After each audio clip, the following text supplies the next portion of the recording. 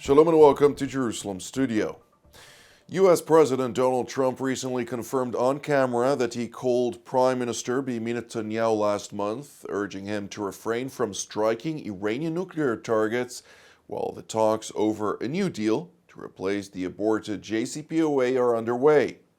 Trump reiterated his determination to prevent Iran from acquiring nuclear weapons one way or the other, while giving the diplomatic route a chance. What Israel can therefore assume then is that while it should work on perfecting its military capability, it should hold off on its will to employ it. Joining us for the analysis include Colonel in Reserve Dr. Eran Lerman, who formerly served as Israel's Deputy National Security Advisor, currently the Vice President of the Jerusalem Institute for Strategy and Security. It's great to see you, Eran. Well, interesting times. Also joining us is Brigadier General in Reserve Reddick Shafir, formerly an Israel Air Force commander, as well as a fighter pilot among a long list of other positions. It's great to see you, General. Hello. Last but not least, our TV7 editor-at-large, Mr. Amir Oren. Amir, set the stage for us. Let's start with a footnote to what we are going to say. Turn the regular order of things around. Maybe we should reassess our expertise, what we usually say, in light of the Ukrainian operation against the Russian Air Force. Because we have been talking about strikes undertaken by manned fighters and bombers, perhaps by missiles. Israel also has Navy vessels, both surface and submarines. But all of a sudden, there's this new mode of warfare, perhaps several dozens or more so-called FPVs, first-person view drones. Perhaps they can do the work. And therefore, what we have seen, the Air Force drills, or even the Israeli Air Force strikes against Yemen, which could serve as a model for similar sorties against Iran, perhaps all of this is somewhat redundant, and the Iranians should really be concerned that Israel can do to them in the nuclear field what the Ukrainians have done to Russia in the strategic Air Force field. Well, we won't go into the imagination of our fellow practitioners and officers, since we will leave the guessing game to the Iranians in that context. But nonetheless, General Shafir, I'd like to start with you, since there was what Dr. Lerman always says, a CMT, a credible military threat, for quite some time. It fluctuates. At times it's more pressing, at other times it's less pressing. But all in all, we're looking at the Iranians, and for the first time in a couple of years, they have agreed to come to the negotiating table, believing that there is a credible military threat against its nuclear infrastructure. Since that point in time to date, do you see a certain shift in the posture that may signal something else to the Iranians? I think the Iranians are walking a very fine line as in this bazaar of negotiations, where they want to come out of it with no sanctions and pay as little as possible, even if they have to renege in their program and stay with a very low percentage of uranium enrichment. They look dozens of years ahead, and they know that President Trump is going to end his tenure in about 3 years. And so they have to hold out and make sure that the inspections that are coming their way will be slow, and they will uncover little by little. And that way they might be able to go back a little but not more than 2015 agreement that allowed them to enrich uranium on their soil. So they're going to insist that at worst, they go back to where they were at the time that President Trump dumped the agreement. And I think President Trump is under great pressure to prove that he can make a deal, because ahead of him is a deal with Ukraine, between Ukraine and Russia, and ahead of that is a deal on Taiwan with the Chinese. So there are a lot of challenges along the way. So he's really got himself in a bind that he needs to prove that he can bring the beef. And he's not going to go back, especially with the isolationists. Looks like they're having the upper hand at this time in Washington. So I think he will find they will find some way to reach an agreement. Mind you, there's a lot of masking on both sides, threats and games that both sides play. So I don't know if we really see the real picture or just the facade of what's going on. There's more to uncover than what we see. Well, it is a game of messaging, right? Good, bad, good cup, bad cup, and all kind of various aspects that Israel is playing an integral part in, be it whether or not certain individuals within the government realize it or not. That's a different question. But Dr. Lerman, I'd like to hear your take on that. Well, first of all, we live through a time in which an immense part of what lies ahead is in between President Trump's ears, so to speak. He is very much the dominant player in this crisis, as in several others. And his subtle shifts of position from morning to till evening and back are leaving a lot of people in Israel baffled. But at the end of the day, yes, he did openly warn Israel against striking. That's an indirect way of telling the Iranians that this was a very real possibility, and that he is right now willing to be there to prevent this from happening. But this also came with, so far at least, as I say, we keep seeing shifts and turbulence in Washington, but it also came with a position openly stated that said no enrichment at all as part of the package. And I wouldn't, frankly, knowing the quality of some of the sources that Axios live on, I wouldn't trust their give on or their take on what the Americans have put on the table. And if Trump openly says that he does not intend to fall into the trap that the Obama administration, or frankly, John Kerry fell into, I think there's a reason behind it. One, or at least one of the reasons, is that his experience with the North Korean dictator, trying to get him to turn around and demilitarize or denuclearize North Korea, has been a painful failure in the first Trump administration, and it taught him a certain lesson. And I think he does not want to see Iran cross the threshold. And not on his term, and not down in an uncertain future. This can be done by insisting on rejecting all enrichment.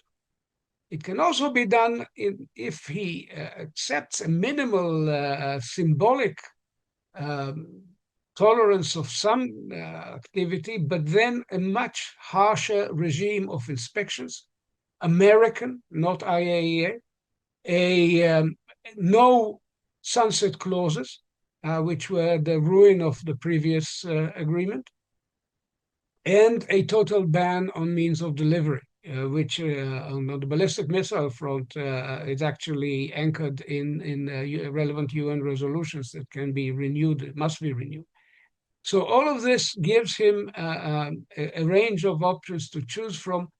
The alternative is violent, and he has made this also quite clear. True, there are many around him who are reluctant to take action, but action against Iran is not the equivalent of war, because Iran is not in a position to wage an all-out war, not against the United States and not against Israel. And so we are in a very different position compared to where we were even a year ago. Absolutely. Well, Mr. Oren, we saw an interesting swap when the B-2s departed from the Indian Ocean or the Indian Sea and took back to their home base, be it in the UK or in specifically Alaska. All the while, we saw B-52s, which are not stealthy, take their place and prepare with a much more immediate time on target than previously positioned or postured.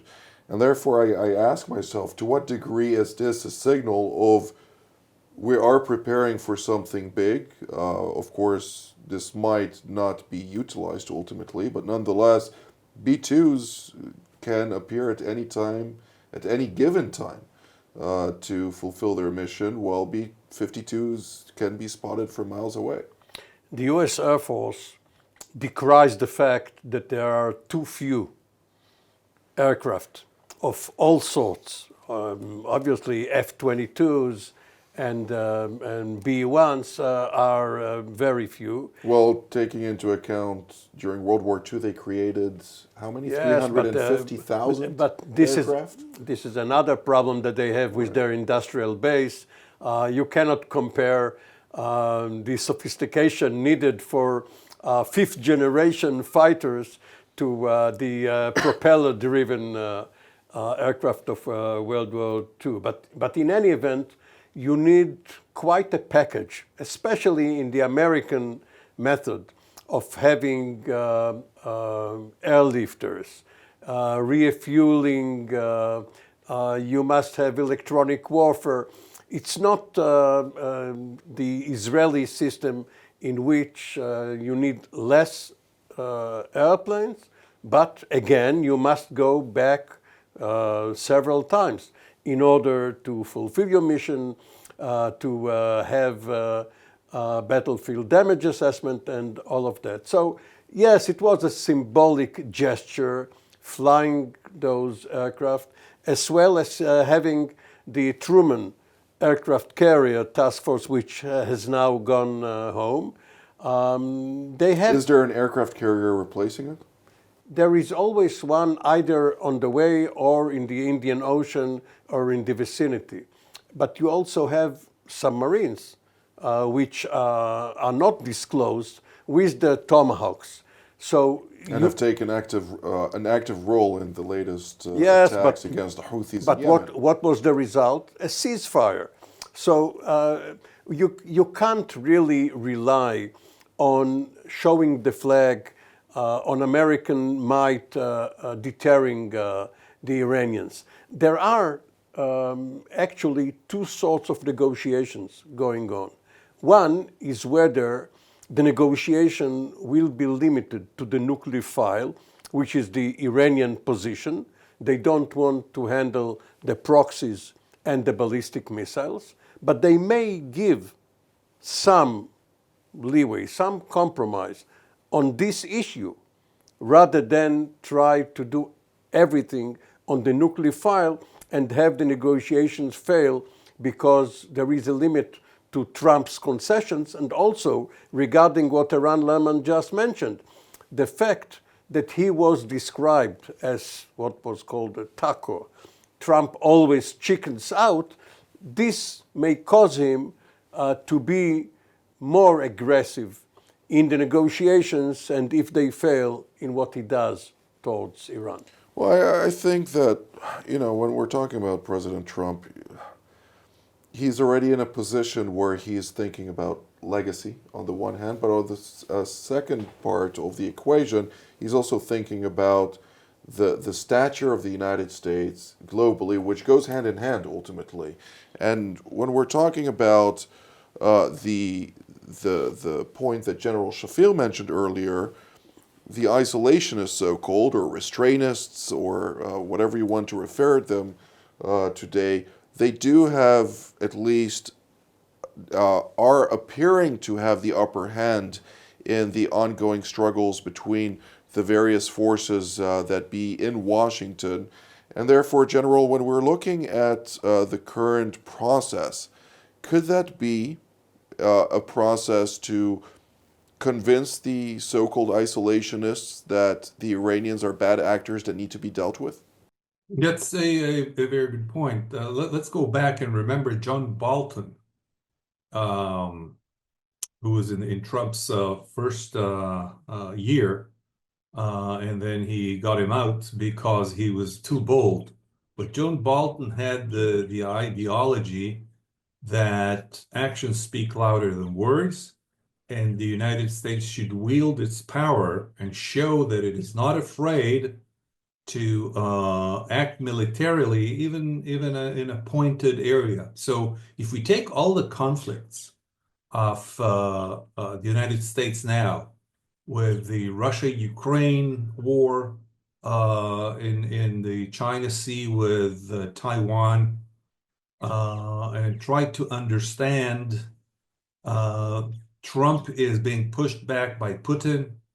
The Chinese are exercising a takeover, and they even have a date, I think 2027 or 8, for taking Taiwan. So the threats are there, and Trump may look that he's chickening out, as they call it, taco, by the people who don't like him. And he may even do the reverse action, because an action in Iran is limited to Air Force. He doesn't have to have forces on the ground. Iran is in a very fragile position. So as far as he is concerned, in order to show that his actions back his words, he might opt either to let Israel strike or strike by the US, just to show that he means business. That will also show, I think, the Russians and the Chinese that he's not limited to commercial agreements and tariffs and so on. So this may turn his thinking back to the international scene, and it'll also detract from the internal politics in the U.S. So I wouldn't take the American military action off the table, and the more he's frustrated, the more he'll be pushed to take action. We also have to remember that those isolationists are warning him that Netanyahu is trying to pull him into a war that he may not want. So I think you can't call the shots now. The situation is unstable as it is. And on the other hand, I mean, there are many hands here. And the Iranians are playing a very fine line. They don't want to be attacked, certainly not by the U.S. Air Force and Navy. And that really depends on what they're going to show. It's enough that they will bring back the B-1s and B-2s into an actionable location to put pressure on Iran. With regard to the U.S.-Israel alliance, particularly the Trump administration and the Netanyahu government, and when I say the Netanyahu government, I'm thinking only about 3 or 4 people within that small community, including 1 or 2 practitioners involved. They're a lot closer than people realize, and they're coordinating a lot closer than much of the reporting is done, claims to have insight into. But nonetheless, your point is very interesting, and I'd like to ask you, Dr. Lerman, on that. President Trump is looking at it from a different prism than Israel. He's looking at it from a different prism than the Iranians themselves. He is looking at it from a geostrategic prism, particularly with intelligence reports indicating potentially a Chinese move by the end of the year. We're seeing the Russian Prime Minister or former Prime Minister Medvedev coming out and stating that Russia is not interested in anything other than Ukraine's surrender, with President Putin highlighting, the 21 years of Peter I vis-a-vis Ukraine up until the Battle of Poltava that brought about the change of discourse back in the day, and therefore he sees that he still has plenty of room to maneuver despite the various strategic assets being targeted, and maybe there being some type of reevaluation or a new equation to be considered in Moscow due to the depletion of much of its strategic capabilities. But at the same time, we're also seeing other theaters that are raising concerns, and last but not least, the relations between Moscow and Tehran. We see Sergei Shoigu, the national security advisor, visiting Tehran, both his counterpart as well as his former counterpart, Ali Shamkhani, who is very close to Ayatollah Ali Khamenei, and there is a lot of discussion there between the two sides on coordinating their various approaches in order to really confront the West at large, but also the United States in particular. What are we to take of all of that, and to what degree is that also part of the calculus on whether or not to launch an attack against the Iranians? I think that Trump tried at first to pull Putin out of the so-called axis of, some people call it the CRINC, the China, Russia, Iran, North Korea axis, and see if Russia can be reeled, like a big fish, up and taken out of that equation, with all the implications that this will have both for the Iranian front and even much more importantly, of course, for the Chinese. He's beginning to acknowledge that this has failed, that Putin has been playing him, that the attacks on Ukraine continued unabated, that Russian ambitions remain unrealistic. If indeed this is the case, Iran is the most vulnerable target of the CRINC alliance, if you want to call it, alignment, better word, to actually use American power in order to restore American authority in a world where increasingly it is the willingness to use force that matters. I would say that their decision to desist in Yemen has sent the wrong signal, perhaps, to the Iranian leadership. But on the other hand, there's another factor that needs to be mentioned. Very often people who are against American military action said that this would rally the Iranians around the flag. I have a hunch, not more than that the Iranian leadership no longer believes that this would be the case. They are increasingly fearful that the signs of public disobedience and disdain towards the regime will increase rather than decrease if the Americans take action. And this is why, I'm going back to my traditional phrase, why a credible military threat may yet achieve what it is designed to achieve if the Americans don't waver at the last moment. It's a very interesting point, and I have that same hunch, by the way. I've had it for the last couple of days, and there was a very interesting report on the chief of general staff of the Iranian army, namely General Bagheri, who is being now attacked from internal forces about the fact that he is trying to calm down the regime from turning or becoming more vigorous against the population itself for fear of backlash, which is also very indicative of what you just mentioned, Mr. Oren. There is another aspect to the internal debate in Washington on employing force in crisis. And that is that China, which was mentioned here, is the pacing threat. And the fear in the Pentagon is that if another theater is now going to be involved in a conflict, even short of war, full war, Iran, the Iran contingency, and if what is done there is not going to be similar to a war against China over Taiwan, it will be less useful or even useless. And what this school of thought is saying is that Afghanistan, Iraq, ISIS, all of that cannot serve as models for the next war and the buildup of American forces against an Indo-Pacific contingency scenario. And therefore, this is another argument against a crisis, a military crisis with Iran. What is the other school of thought in 2 sentences? Well, the other school of thought was eloquently expressed by our 2 guests. The credible military threat, which in order to remain credible must somehow, sometime, somewhere be employed.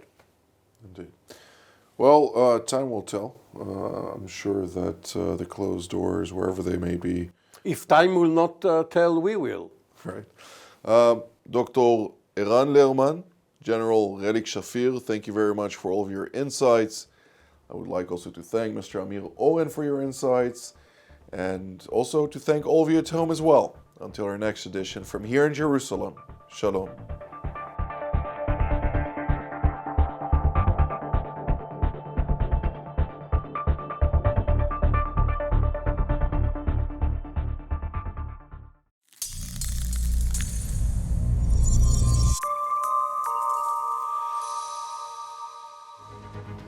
Shalom, I'm Danny Ayalon, former Israeli ambassador to the United States, former deputy foreign minister and member of Knesset.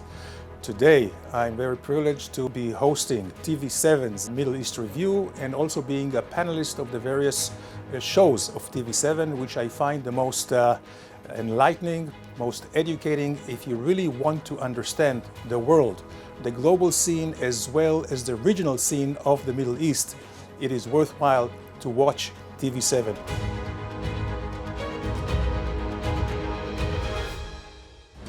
For more of TV7 Israel's productions and editorials, we invite you to visit our website at www.tv7israelnews.com.